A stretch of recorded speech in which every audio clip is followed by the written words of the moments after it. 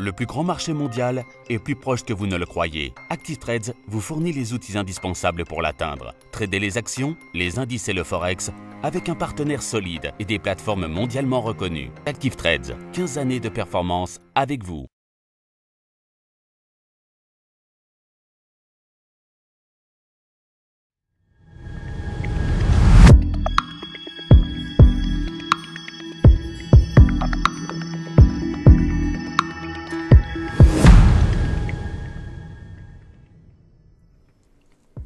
Bonjour à tous et bienvenue sur boursicoté.com pour cette nouvelle analyse technique du CAC 40 en clôture. Et donc on l'attendait quelque part et elle est arrivée ici, cette petite phase de consolidation, puisqu'après une ouverture sur un gap baissier, eh bien le CAC 40 donc a marqué une grosse séance de baisse, clôturant ici sur une zone relativement basse à 5565,85, perdant un peu plus de 74 points et 1,32% par rapport à la clôture de la séance précédente.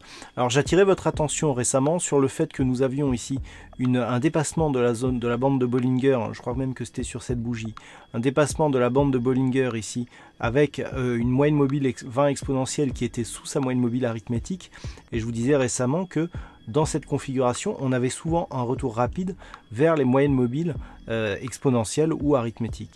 Et bien, c'est exactement ce que nous avons eu, ça a même été vraiment très rapide. Et donc, les cours sont venus tester ici une zone d'alerte. Je vous avais indiqué que cette zone ici est 5536 points. En cas de dépassement, eh bien, pourrait donner un signal de retournement. Malgré tout, nous n'avons pas dépassé cette zone. Les cours restent bien ici au-dessus des moyennes mobiles, même si elles sont rapidement rapprochées. Et pour l'instant, on a une petite phase ici de consolidation très court terme, mais qui ne remet pas en cause encore la configuration un peu plus moyen terme.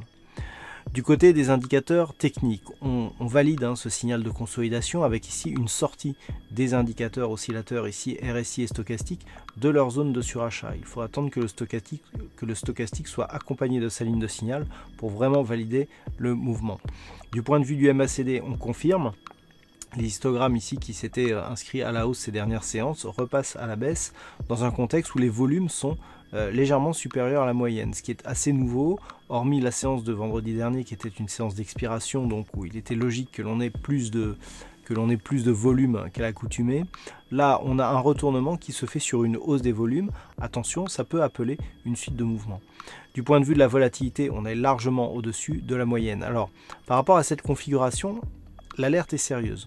On a un gap baissier, ça va nous donner une borne, puisque cette zone, si on revient dessus, si elle est travaillée, eh bien, nous donnera des indications précieuses sur la possibilité d'avoir un retour ici, un mouvement haussier. Donc on a ici, pour l'instant, un mouvement qui ne remet pas en cause l'intégralité du mouvement, puisque je rappelle que nous avons ici un mouvement qui dure depuis la fin du mois de mars, ici, et qui a porté les CAC 40 sur des nouveaux plus hauts. Donc, on est ici sur un retour. Vous voyez que la zone technique des 5536 points est bien respectée. On revient sur la moyenne mobile 20 exponentielle. Donc après un contact ici bol supérieur, quelque part, c'est presque logique que l'on revienne ici sur ce mouvement. La moyenne mobile 20 exponentielle, elle converge ici avec la zone majeure des 5536 points. Donc c'est à double titre que cette zone fera vraiment office de déclencheur, d'alerte par rapport à une éventuelle consolidation qui pourrait se mettre en place. Si cette zone était cassée, eh bien ça serait la zone ici des 5454 points qui se ferait figure d'objectif.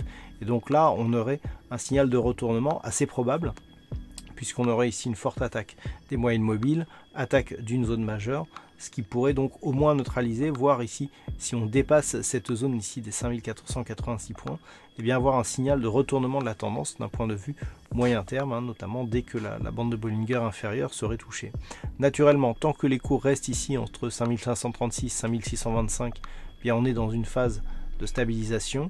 Par contre, si les cours repassaient donc au-dessus de cette zone des 5625, avec notamment un comblement possible de ce gap, eh bien on pourrait éventuellement là repartir vers une dynamique haussière, mais seulement quand cette zone ici de point haut des 5657 points eh bien serait cassée à la hausse. Donc demain on surveillera 5625 si les cours reviennent ici à la hausse, et une rupture des 5536 points si les cours repartent à la baisse. Je vous rappelle que ce soir nous avons les minutes de la Fed qui pourront éventuellement nous apporter de la volatilité, voire confirmer le mouvement ici qui est déjà en cours, et ce sera suivi demain par la Banque Centrale Européenne avec donc une intervention de Mario Draghi que vous pourrez suivre durant le Trading Live qui commencera un peu plus tôt que d'habitude, hein, l'intervention étant prévue à 13h30, eh bien je vous propose un début de Trading Live à partir de 13h15.